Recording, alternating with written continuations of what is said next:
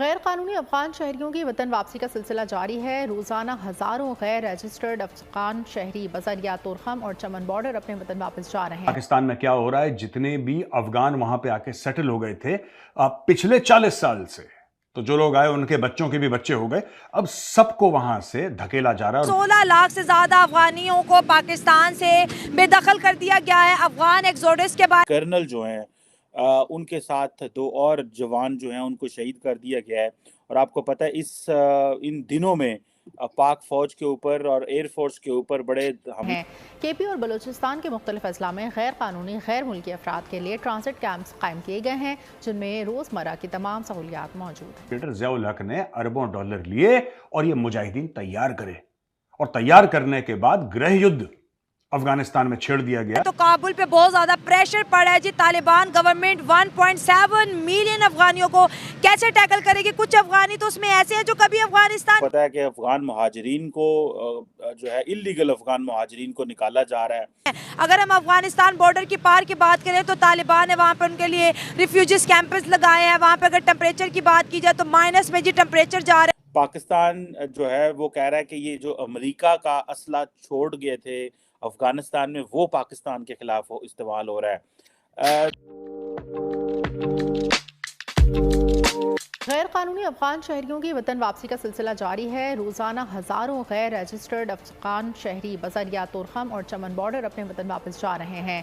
KP और बलूचिस्तान के मुख्तलिफ अजला में गैर कानूनी गैर मुल्की अफराद के लिए ट्रांसिट कैंप्स कायम किए गए हैं, जिनमें रोजमर्रा की तमाम सहूलियात मौजूद हैं। पाकिस्तान में क्या हो रहा है, जितने भी अफगान वहां पे आके सेटल हो गए थे पिछले 40 साल से, तो जो लोग आए उनके बच्चों के भी बच्चे हो गए, अब सबको वहां से धकेला जा रहा है और बोला जा रहा है कि वापस अफगानिस्तान जाओ।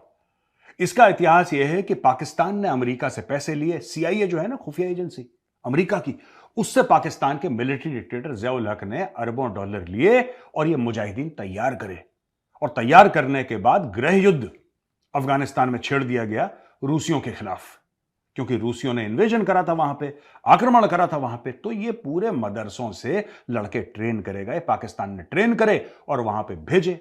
1989 में रूस चला गया दोस्तों वापस, लेकिन वो एक साल 79 और 89 तक बड़ा खून खराबा हुआ अफगानिस्तान में।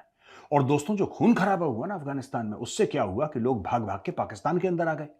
लेकिन बात यह थी कि खून खराबा क्यों हुआ, यह पाकिस्तानी आईएसआई और पाकिस्तानी आर्मी ने करवाया। उसी खून खराबे की एक पैदावार है तालिबान।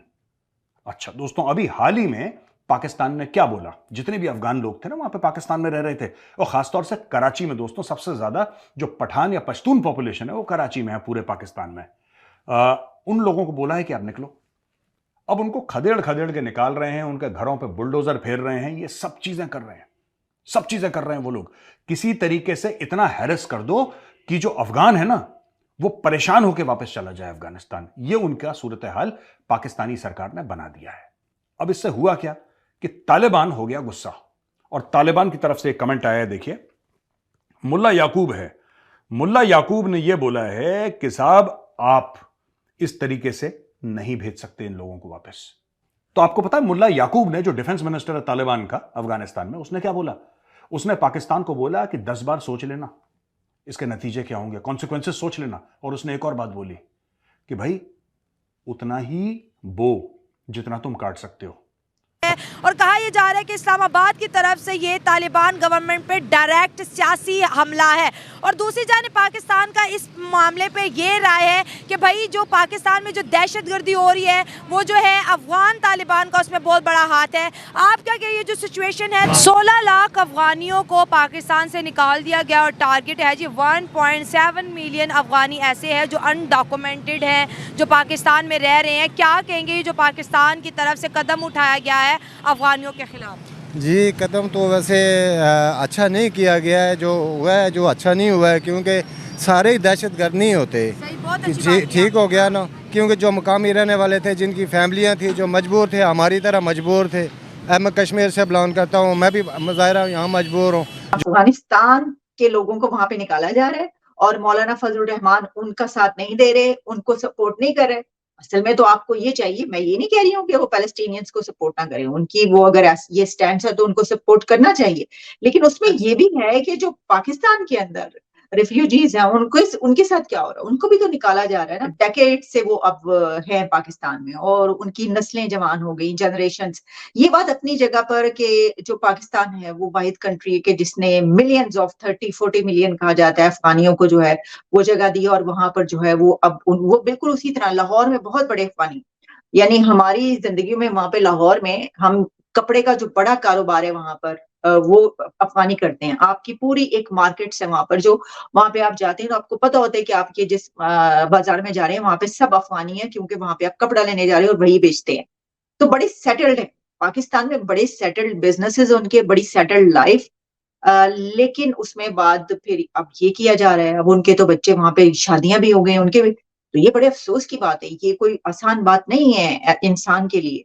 हिजरत तो बजाते खुद जो है, माइग्रेट जब आप करते हैं तो वो एक बहुत बड़ा एक ऐसा प्रोसेस होता है जो इंसान को बदल के रख देता है और उसकी जनरेशंस पर उसके असरात होते हैं। अब उनके पास असला अमेरिकन है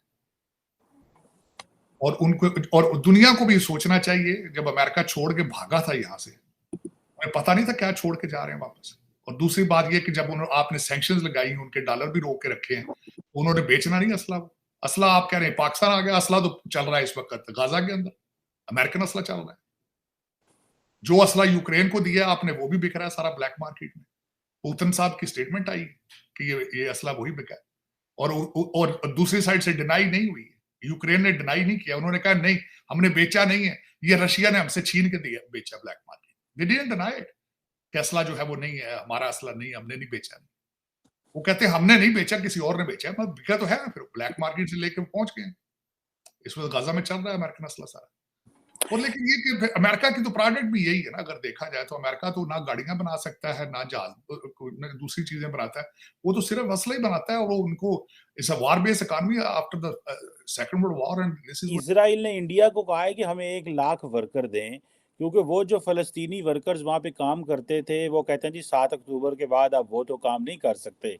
आपको क्या लगता है कि इंडिया तो बहुत बेनिफिशियरी भी है, कई तरफ से तो ये भी खबरें आ रही हैं कि शायद अमेरिकन ये कहें इंडिया को कि वो इजराइल को असला भी दें, बिकॉज जिस तरह पाकिस्तान से असला लेके यूक्रेन को दिया गया बिकॉज कंपैरेटिवली चीप पड़ता है वो, तो इंडिया के जो मैन्युफैक्चर्ड असला है वो सारी बात है वेस्टर्न मंडियों की निस्बत तो वीक कमजोर सस्ता ही मिलेगा, क्योंकि इनकी कॉस्ट ऑफ मैन्युफैक्चरिंग हमारे यहाँ पे कम होती है। सिचुएशन में अगर हम अफगानियों को भी इसी तरीके से रखकर देखें तो देखें कोई अच्छा तो नहीं हो रहा ना उनके साथ।